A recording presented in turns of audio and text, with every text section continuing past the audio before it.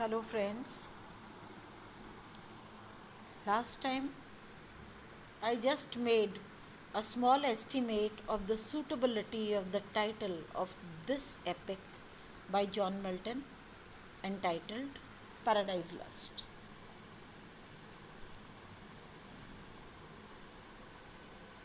The incident that caused man to lose the paradise or to be distanced away from paradise was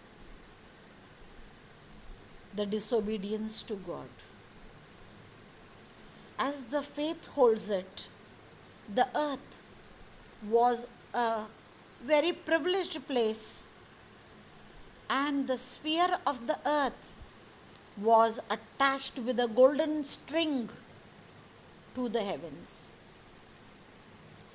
And God gave every privilege to man, his chosen and his loved creation, and said that man should not touch or have the taste of the fruit of the forbidden tree. There was a tree, and apples, it is said that apples grew on this tree. Everything else was permitted to God because God allows free will to his creation. So, how that was materialized, how this golden string was broken off from the heaven, what actually caused this destruction of man, this losing of the paradise for man, is written in the book Paradise Lost. The whole narrative. So, without making much of discussion of the things, I will do a deductive approach. We will read the text and we will analyze what are the conventions of epic, what is an epic, and how does an epic finally proclaim for the readers the truth that goodness will forever prevail and that evil would be punished. So we begin the reading of the book 1. Also, before I go there, I'll speak about the first convention of an epic. What is convention? सिद्धांत, वो basic principles जिनको follow करके कोई एक काम किया जाता है. So writing of the epic is done through the following of certain conventions, certain principles. The first principle which I talked yesterday is that man doesn't have the sight to have a complete view of the battlefield, nor does he have the capacity to document every detail of the battle. So in that case, before writing an epic, the poet always seeks the help from a god, which is called invocation of the muse. Invoke karna, madad mangna. To invoke help of the muse. Muse is the poet god, the god who will inspire poetry in the heart of the poet, the godly poet who will inspire poems in the heart of the earthly poet. So, invocation of the muse. And here we will see how John Milton, with his limited capacities, is asking help from the muse. Of man's first disobedience. Underline this. Man's first disobedience. So, what is the subject matter of Paradise Lost? the subject matter of the Paradise Lost is man's first disobedience. The poem begins with a warning that if we do not follow the dictums laid down for us, we are bound to suffer. We are bound to be deprived of the happy state of paradise. So the poet says, John Milton says, please, I want to write down the topic of man's first disobedience and the fruit of that forbidden tree. The tree which God said that man can enjoy every luxury, every privilege that is granted to the living beings. Man is permitted to use all that, but he must not taste the fruit on the forbidden tree. They might appear tempting, they might appear very luscious, but one should abstain. मनुष्य को अपने आप को control करना होगा, which is the first principle of staying in happiness. So Milton says, I want to write down about man's first disobedience and the fruit of that forbidden tree whose mortal taste brought death into the world. I also want to talk about that deadly taste, the death spelling taste, because when man tasted it, no sooner did he do that was he thrown into the golden string was cut off and the earth became independent, only to be moving about in the chaos. So I want to talk about that. Milton says, and all our suffering. I also want to talk about our woe, the suffering of loss of Eden. Eden is the state where man first lived. I want to talk about that. Till one greater man restore us. I also want to tell the tale to the people that there is one greater man. The first man that was created was the man, and there is a greater man. Who? The Redeemer, the Christ. So I want to talk about that this greater man restore us and regain the blissful seat. My subject matter would be to tell the way to the people how they can regain.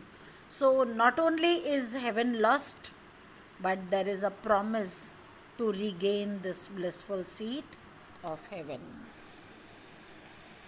Also, I would suggest you to kindly look at the rhyme that appears in these 5 lines or in the whole of Paradise Lost. We see fruit, taste, woe, man, seat, nothing rhymes. So it is an unrhymed structure. But a very important thing is that this is written in iambic pentameter. The syllables used in every line are similar. There is a pattern in the sound system. So iambic pentameter is the kind of meter that is used to write down. The poet doesn't make any approach to make it poetic, to make it sound poetic. His is a greater purpose.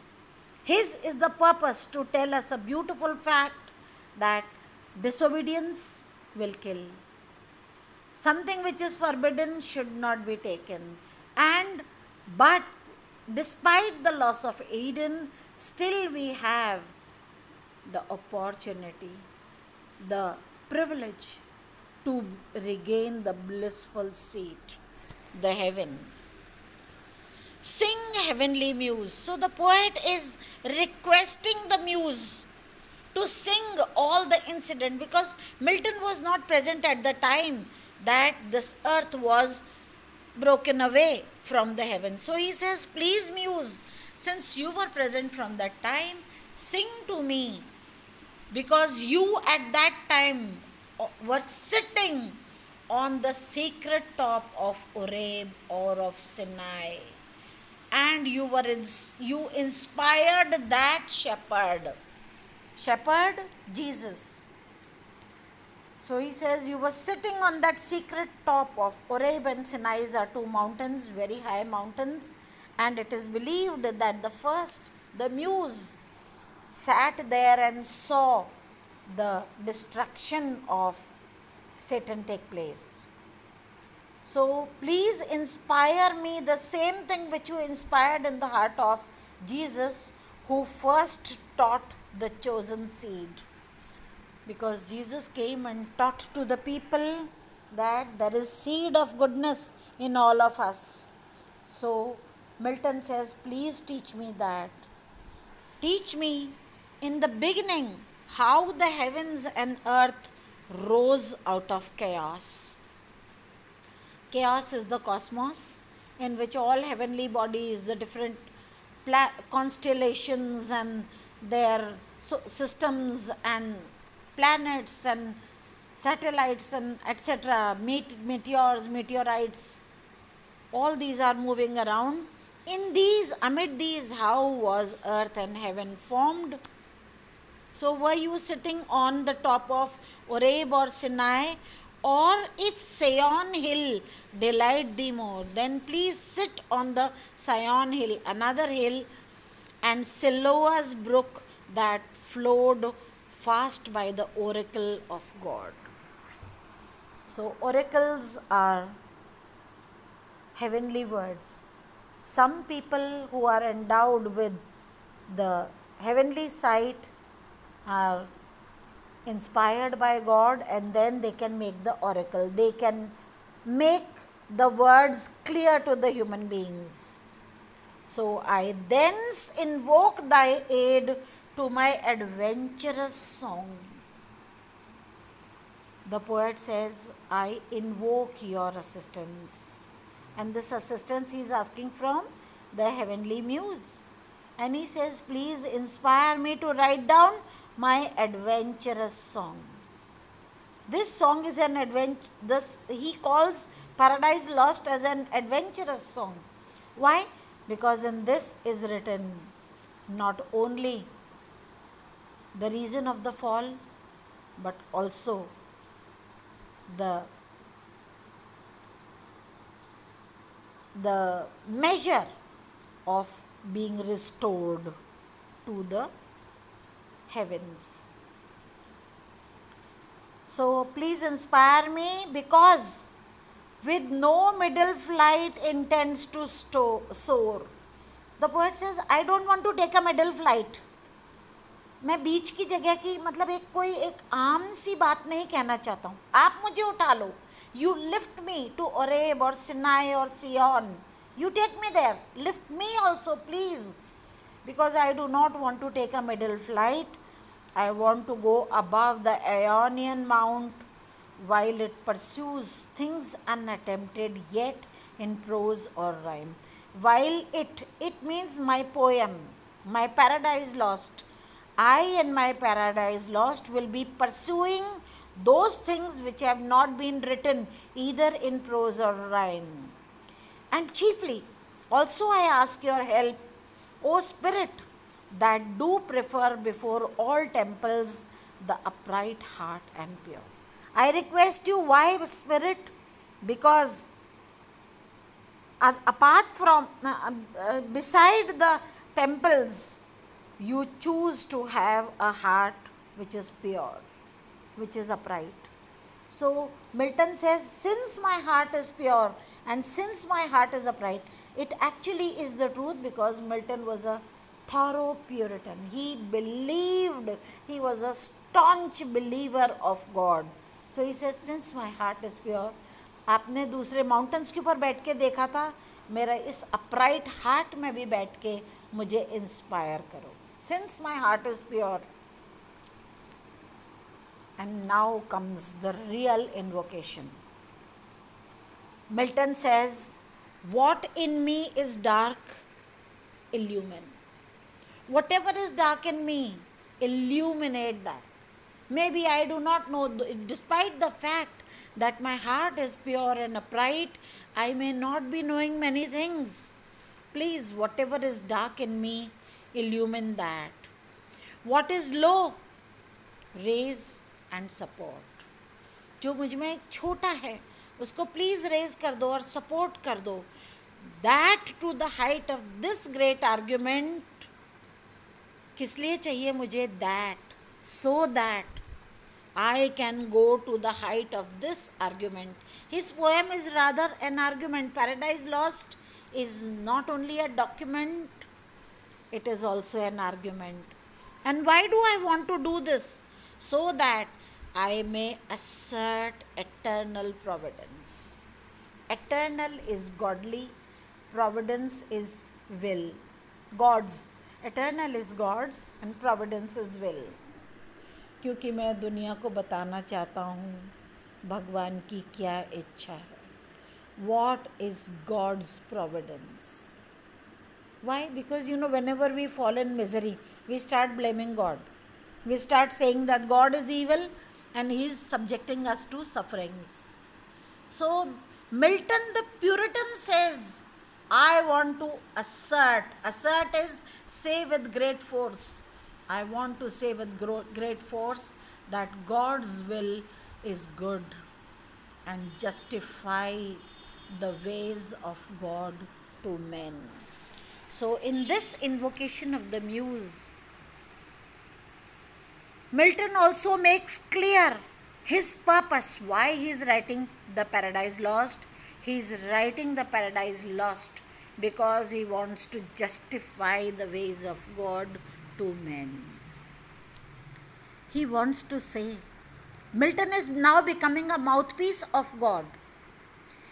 The idea why he has written down the Paradise Lost is only because he wants to wash out all our doubts about God not being kind to us. वो हमारे हृदय से वो सारे विचार निकाल देना चाहते हैं. वो हमको बताना चाह रहे हैं मिल्टन कि इटर्नल प्रोविडेंस है, एक सिद्धांत है जो सब पर एप्लीकेबल है. और उस सिद्धांत का ये है कि भगवान हमेशा जस्ट हैं. Just means love, who loves justice. So we all know that if someone is the king, even we will not like a king to favor someone and disfavor others. A king has to be just. So in this invocation of the muse, we learn one thing. Some things that we learn, and since these opening lines are very crucial to make a study of this text or of any text, the beginning holds the real meaning. So in these lines that we have read today, actually it tells about the first convention of epic. The convention, wo siddhant. The convention says that to write down an epic, one needs to invoke a godly assistance. Make an invocation for godly assistance. And Milton does it. Then he seeks to be raised up, to be placed on a high seat, just like the heavenly muse, because only then will he be able to see clearly how the fall of man took place and how his disobedience to God and the taste of the forbidden tree caused about this disaster. And then the prayer comes here in these lines. The poet says that there could be, despite the fact that I have an upright and a pure heart, I may be having some kind of darkness. Please illuminate me. If there is some low thing, raise and support it. And I am praying all this because I want to go to make my argument a tough one, and my mission is to tell to the people, to assert to my people that God's providence, what He has provided for the goodness of human beings will prevail, and that God is just always. Just means justice loving. I want to tell to the people that whatever happens, happens only because, not because God is punishing or rewarding us, but because God is being just. Whatever we do, so shall be rewarded. This should be borne in mind to read this great document, this great argument by John Milton, and we shall continue. Thank you.